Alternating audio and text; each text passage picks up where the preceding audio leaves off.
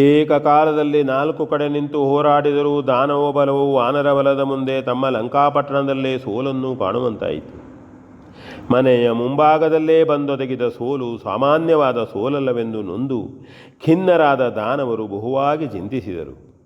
ಹಾಗೆಯೇ ಅದ್ಭುತವಾಗಿ ಲಂಕೆಯ ಸುಸಜ್ಜಿತವಾದ ಸೈನ್ಯದೊಂದಿಗೆ ಹೋರಾಡಿ ಯಶಸ್ಸು ಗಳಿಸಿದೆವೆಂದು ವಾನರ ವೀರರು ಬಹುವಾಗಿ ಹಿಗ್ಗಿದರು. 4 ದಿಕ್ಕುಗಳಲ್ಲಿಯೂ ಸೂರ್ಯೋದಯದಿಂದ ತೊಡಗಿ ಅಸ್ತಮಾನದವರೆಗೂ ಭಯಂಕರವಾದ ಯುದ್ಧವಾಗಿತ್ತು. ವಾನರ ವೀರರಿಗೆ ಯಾವ ಕೋಟೆಯನ್ನೂ ಮುರಿಯಲು ಸಾಧ್ಯವಾಗದಿದ್ದರೂ ದಾನವರು ತೀರಾ ಹಣ್ಣಾಗಿ ಹೋಗಿದ್ದರು. ಪ್ರಬಲನಾದ ಧೂಮ್ರಾಕ್ಷನು ಸತ್ತು ಹೋದಂತೆಯೇ ಬಹುಮಂದಿ ರಕ್ಕಸರು ಸೋವನ್ನು ನೀಗಿದ್ದರು. ಸೇನೆಯ ಸಂಖ್ಯಾಬಲದಲ್ಲಿ ಹೆಚ್ಚಿದ್ದ ರಾಕ್ಷಸರು ಬಿದ್ದು ಸತ್ತುದರಲ್ಲಿಯೂ ಮಿಗಿಲಾಗಿದ್ದರು. ಹೊತ್ತು ಮುಳುಗಿದುದರಿಂದ ಶ್ರೀರಾಮನ ಅಪ್ಪಣೆಯಂತೆ ಸೇನಾಪತಿಯಾದ ನೀಲನಿಂದ ಆಜ್ಞೆಯಾಯಿತು. ಎಲ್ಲ ವಾನರರು ತಮ್ಮ ಠಾಣ್ಯವನ್ನು ಹೊಕ್ಕರು. ಯುದ್ಧವು ನಿಲ್ಲಿಸಲ್ಪಟ್ಟಿತು. ಮರುದಿವಸ ಇಂದ್ರಜಿತುವು ಬಹುದೊಡ್ಡ ಸೈನ್ಯದೊಂದಿಗೆ ಯುದ್ಧಸನ್ನದ್ಧನಾಗಿ ವಾನರ ಬಲದ ಮೇಲೆ ಅಭಿಯೋಗ ನಡೆಸಿದನು. ಕ್ರಮದಂತೆ ವ್ಯೂಹವನ್ನು ರಚಿಸಿ ಸುಸಜ್ಜಿತವಾದ ಕಪಿವೀರರು ಒಂದಿಷ್ಟು ವಿಚಲಿತಲಾಗದೆ ಹೊಯ್ದಾಡಿದರು.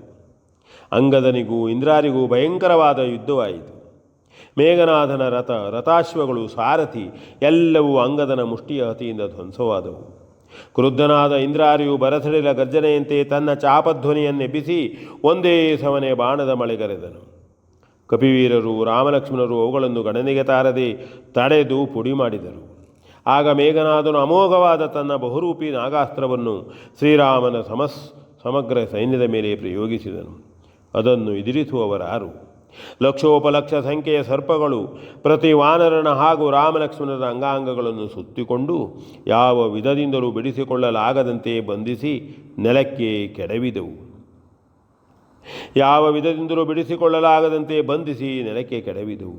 ಅದನ್ನು ಕಂಡು ಪರಮೋಲ್ಲಾಸದಿಂದ ಮೈಮರೆತ ಇಂದ್ರಾರಿಯು ತಾನು ವಿಜಯವನ್ನೇ ಪಡೆದನೆಂದುಬ್ಬಿ ಪಟ್ಟಣವನ್ನು ಪ್ರವೇಶಿಸಿದನು.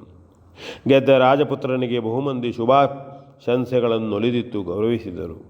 ಸ್ವಯಂ ದಶಮುಖನೇ ಮಗನ ಸಾಹಸವನ್ನು ಕೇಳಿ ಮೆಚ್ಚಿ ಹೊಗಳಿದನು. ಮೇಘನಾಥನಿಗೆ ತಾನು ಈ ಲೋಕದಲ್ಲಿಯೇ ಇಲ್ಲವೆನ್ನುವಷ್ಟು ಸಂತೋಷವಾಯಿತು.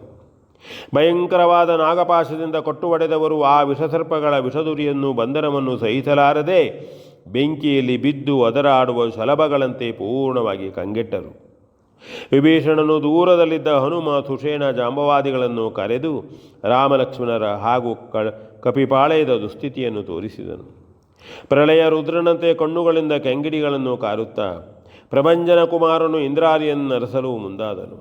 ಆದರೆ ಅವನೆಲ್ಲಿ? ವಿಭೀಷಣನು ಸುಷೇಣನು ಅವನನ್ನು ಸಮಾಧಾನಪಡಿಸಿದರು. ಜಾಂಬವಂತನು ಮುಂದೆ ದಾರಿಯೇನು ಎಂದು ವಿಚಾರಿಸಿದನು. ತತ್ಕ್ಷಣವೇ ಸುಷೇಣನು ತನ್ನ ಔಷಧಿಯ ಸಂಗ್ರಹದಿಂದ ಬೇಕಾದುದನ್ನು ಆಯ್ದು ರಸ ತೆಗೆದು ರಾಮಲಕ್ಷ್ಮಣರ ಮೂಗಿ ಕರೆದನು. ಅವರಿಗೆ ಪ್ರಜ್ಞೆ ಬಂತು. ಹಾಗೆಯೇ ಬಿದ್ದಿದ್ದ ವಾನರರಿಗೂ ಅದೇ ಚಿಕಿತ್ಸೆಯನ್ನು ಮಾಡಲು ಎಲ್ಲರೂ ಮೂರ್ಛೆ ತಿಳಿದರು. ಆದರೆ ಸುತ್ತಿದ್ದ ಸರ್ಪ ಬಂಧನದಿಂದ ಬಿಡುಗಡೆಯು ಹೇಗೆಂದು ಎಲ್ಲರೂ ಬಹುವಾಗಿ ಆಲೋಚಿಸಿದರು. ಹನುಮಂತನು ಶ್ರೀರಾಮನನ್ನು ಬಂಧಿಸಿದ್ದ ಹಾವುಗಳನ್ನು ಬಲವಾಗಿ ತನ್ನ ಕೈಯಿಂದಲೇ ಎಳೆದು ನುಡಿದನು. ಪರಿಣಾಮವು ಫಲಕಾರಿಯಾಗಲಿಲ್ಲ. ಆಗ ಶ್ರೀರಾಮನೇ ಆಂಜನೇಯನನ್ನು ಕರೆದು ಬಿದ್ದಲ್ಲಿಂದಲೇ ಅವನಿಗೆ ಗರುಡ ಮಂತ್ರವನ್ನು ಉಪದೇಶ ಮಾಡಿದನು. ಆ ಸಿದ್ಧಿಯನ್ನು ತತ್ಕ್ಷಣವೇ ಪಡೆದ ಹನುಮಂತನು ಧ್ಯಾನಾಸಕ್ತನಾಗಿ ಗರುಡನನ್ನೇ ತನ್ನಲ್ಲಿ ಆವಾಹಿಸಿಕೊಂಡನು. ಮುಹೂರ್ತ ಮಾತ್ರದಲ್ಲಿ ಆಂಜನೇಯನು ಗುರುತ್ವಂತನೇ ಆಗಿ ಸಮಗ್ರ ವಾನರ ಬಲದ ಮೇಲೆಯೂ ರಾಮಲಕ್ಷ್ಮಣರ ಮೇಲೆಯೂ ಹಾರಾಡಿದನು. ಎಲ್ಲ ಸರ್ಪಗಳು ನಿಶ್ಚೇಷಿತವಾದವು. ಸುಷೇಣನು, ಜಾಂಬವಂತನು, ವಿಭೀಷಣನು ರಾಮಲಕ್ಷ್ಮಣರ ಮತ್ತು ಎಲ್ಲ ಕಪಿಸೈನಿಕರ ಮೈಮೇಲೆ ಸುತ್ತಿದ್ದ ಸರ್ಪಗಳನ್ನೆಳೆದು ತೆಗೆದರು. ಸ್ವಲ್ಪ ಹೊತ್ತಿನೊಳಗಾಗಿ ಎಲ್ಲರೂ ಬಿಡುಗಡೆ ಹೊಂದಿದರು. ಹನುಮಂತನು ಆ ಎಲ್ಲ ಸರ್ಪಗಳನ್ನು ಎತ್ತಿ ಸಮುದ್ರದಲ್ಲಿ ಬಿಸಿರುಬಿಟ್ಟನು. ಶ್ರೀರಾಮನಿಗೆ ಪರಮ ಸಂತೋಷವಾಯಿತು. ವಾನರ ವೀರರು ಅತ್ಯಾನಂದದಿಂದ ಕುಣಿದಾಡಿದರು. ಹಾಗೆಯೇ ಸಮರೋತ್ಸಾಹದಿಂದ ಬೊಬ್ಬಿರಿದು ಗರ್ಜಿಸಿದರು. ಅಷ್ಟರಲ್ಲಿ ಅಸ್ತಮನವೂ ಆಯಿತು. ವಾನರರ ಬೊಬ್ಬಾಟವನ್ನು, ಹರ್ಷೋದ್ಗಾರಗಳನ್ನು ಕೇಳಿ ನಾಗಪಾಶವು ನಿಷ್ಪ್ರಯೋಜಕವಾಯಿತೆಂದು ಇಂದ್ರಾರಿಗೆ ಬಹುವಾದ ವ್ಯಸನವಾಯಿತು. ರಾವಣನು ತಮ್ಮನಾದ ಕುಂಭಕರ್ಣನನ್ನು ಎಬ್ಬಿಸಿ ಯುದ್ಧಕ್ಕೆ ಕಳುಹಿಸಬೇಕೆಂದು ನಿಶ್ಚಯಿಸಿದನು. ಅಂತೆಯೇ ರಾಜಾಜ್ಞೆಯಿಂದ ಅನೇಕ ರಕ್ಕಸರು ಕುಂಭಶ್ರವಣನ ಮಂದಿರವನ್ನು ಹೊಕ್ಕು ಅವನನ್ನು ಎಬ್ಬಿಸಲು ಪ್ರಯತ್ನಿಸಿದರು. ಎಷ್ಟೋ ಹೊತ್ತಿನವರೆಗೆ ರಣಕಾಳಗಳನ್ನೇ ಮೊಳಗಿಸಿ ಆನೆಗಳಿಂದ ಹಿಡಿದೆಳಿಸಿ ಬಹು ಪ್ರಯಾಸದಿಂದ ನಿದ್ರೆಯಲ್ಲಿದ್ದ ಕುಂಭಕರ್ಣನನ್ನು ಎಬ್ಬಿಸಿದರು. ಎದ್ದವನೇ ಕಣ್ಣು ಮುಂದೊಟ್ಟಿದ್ದ ತಿನಿಸುಗಳನ್ನೆಲ್ಲ ತಿಂದನು. ಸಿದ್ಧವಾಗಿದ್ದ ಪಾನೀಯಗಳನ್ನೆಲ್ಲ ಕುಡಿದು ಮುಗಿಸಿದನು. ಆದರೂ ಅವನ ಹಸಿವೆಯು ಹಿಂಗಲಿಲ್ಲ. ಎಲ್ಲಿ ಆಹಾರ ಎಂದು ಗರ್ಜಿಸುತ್ತಲೇ ಬಳಿಯಲಿದ್ದರವನ್ನು ಕೇಳಿದನು. ಅವರು ಯುದ್ಧರಂಗದಲ್ಲಿ ಎಂದರು. ಕುಂಭಕರ್ಣನಿಗೆ ಆಶ್ಚರ್ಯವಾಯಿತು. ಎಲ್ಲಿ ಇದ್ದ, ಯಾರ ಕೂಡೆ ಎಂದು ಎಣಿಸುವಷ್ಟರಲ್ಲೇ ತನ್ನನ್ನು ನಿದ್ರೆಯಿಂದ ಎಬ್ಬಿಸಿದುದೆಂದು ಮನವರಿಕೆಯಾಯಿತು. ತತ್ಕ್ಷಣವೇ ಅಣ್ಣನಾದ ರಾವಣನು ಕಾರ್ಯಾವಸರದಿಂದಲೇ ಎಬ್ಬಿಸಲು ಆಜ್ಞೆ ಮಾಡಿರಬೇಕು ಎಂದು ನಿರ್ಧರಿಸಿದನು. ಅಣ್ಣನಿಗೆ ಯಾವ ವಿಪತ್ತು ಬಂದಿರಬಹುದು, ಅಲ್ಲದಿದ್ದರೆ ತನ್ನನ್ನೇಕೆ ಎಬ್ಬಿಸಬೇಕಿತ್ತು? ಮೇಲಾಗಿ ಆಹಾರವಿಲ್ಲಿ ಎಂದು ಕೇಳಿದುದಕ್ಕೆ ಯುದ್ಧರಂಗದಲ್ಲಿ ಎಂದು ಈ ರಕ್ಕಸರು ಆಡಿದ್ದೇಕೆ? ಯಾರೋ ಪ್ರಬಲರು ದಂಡೆತ್ತಿ ಲಂಕೆಗೆ ಬಂದಿರಬೇಕು. ದಾನವ ಸಾಮ್ರಾಟನನ್ನು ಎದುರಿಸಲು ಲಂಕೆಯನ್ನು ಮುತ್ತುವ ಕಲಿಯೂ ಯಾರಿರಬಹುದು ಎಂದು ಒಂದೊಂದನ್ನೇ ಎಣಿಸಿ ಬಗೆಹರಿಯದ ಕುಂಭಕರ್ಣನು ಅಣ್ಣನನ್ನೇ ಕೇಳೋಣವೆಂದು ರಾವಣನ ಸಮ್ಮುಖಕ್ಕೆ ಬಂದು ನಮಸ್ಕರಿಸಿದನು.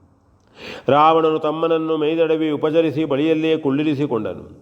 ಹಾಗೆಯೇ ಎಲ್ಲ ವಿಚಾರವನ್ನು ತಮ್ಮನಿಗೆ ವಿವರವಾಗಿ ನಿರೂಪಿಸಿ, ತಮ್ಮ, ಒಂದೆರಡು ದಿವಸಗಳ ಯುದ್ಧವೂ ಆಗಿಯೂ ರಕ್ಕಸರಿಗೆ ನೀನಲ್ಲದೆ ಗೆಲುವು ಪ್ರಾಪ್ತಿಸುವ ಲಕ್ಷಣವಿಲ್ಲ. ಏಳು, ರಾಮ ಲಕ್ಷ್ಮಣರ ವಿಕ್ರಮ ಶರದಿಯನ್ನು ಮುಕ್ಕಳಿಸಿ ಕಪಿಸೈನ್ಯ ಸಾಗರವನ್ನು ಹೀರು, ಲಂಕೆಯ ಸೌಭಾಗ್ಯವನ್ನು ಉಳಿಸಿ ನಿನ್ನ ಅಣ್ಣನ ಮಾನವನ್ನು ಓ ತಮ್ಮ ರಕ್ಷಿಸಿಕೊಡು ಎಂದು ವಿನಮ್ರನಾಗಿ ಹೇಳಿಕೊಂಡನು. ಕುಂಭಕರ್ಣನಿಗೆ ಆಶ್ಚರ್ಯವಾಯಿತು. ಶೂರ್ಪನಖೆಯ ಮಾನಭಂಗವೇ ಕಾರಣವಾಗಿ ಸೀತಾಪಹಾರದಿಂದ ರಾಮನ ದಂಡು ಬಂದಿದೆ. ಕೇವಲ ಮಾನವರಿಂದಲೂ ವಾನರರಿಂದಲೂ ಸೋಲು ಪ್ರಾಪ್ತಿಸಿದೆ. ಅದನ್ನು ನೆನೆಸಿಕೊಂಡಂತೆ ರಾವಣನ ವರಗಳೂ ಶಾಪಗಳು ಒಂದೊಂದಾಗಿ ನೆನಪಿಗೆ ಬಂದವು. ಕುಂಭಕರ್ಣನ ಮನಸ್ಸು ಕುಸಿದು ಹೋಯಿತು. ಬಹುವಾಗಿ ನೊಂದು ಹೋದನು. ಹಾಗೆಯೇ ಅಣ್ಣನಲ್ಲಿ, ವಿಭೀಷಣನಲ್ಲಿ ಎಂದು ಕೇಳಿದನು. ರಾವಣನು ತನ್ನ ಮುಖಗಳನ್ನು ನೆಲಕ್ಕೆ ತಿರುಗಿಸಿಕೊಂಡು ಆ ವಿಚಾರವನ್ನು ವಿವರಿಸಿದನು. V N Bhagwat